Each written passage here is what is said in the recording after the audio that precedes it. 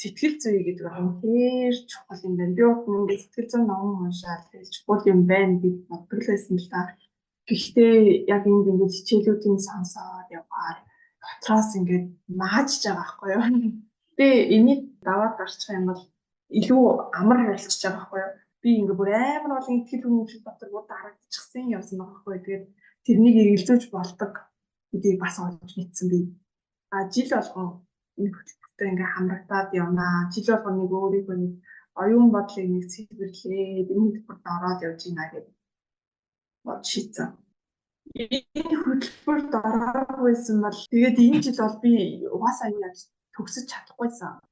Ерөөсөө миний сэтгэл багтахгүйсэн ахгүй юу? Миний ирээдүйд тодорхой биш учраас би яг энэ сургуулийг төгсөөд яах вэ гэдэг нэг тодорхой биш би ингээ харчаад байгаа учраас төгсгөө зайгаад тэгээд яаж ийгээс шалтгаан болоод би энэ төгсөхгүй байсан байхгүй юу? Сэтгэлийн хөдөлгөөнтэй ажиллах хоёрдугаар модуль бас миний үзэлтэй үнэхээр хэцүү байсан. Өөрийнхөө дотор руу сэтгэл тал руу өнгөж тэрийг ингээд эдгээхээс айгаад би бүр тэр хоёрдугаар модуль руу орч чадахгүй бүр ингээд амар удаа юмсан байхгүй юу? Ментор байсан тултал тэр орсон да. Ментор байхгүйсэн бол би хизээж орохгүй байсан байна.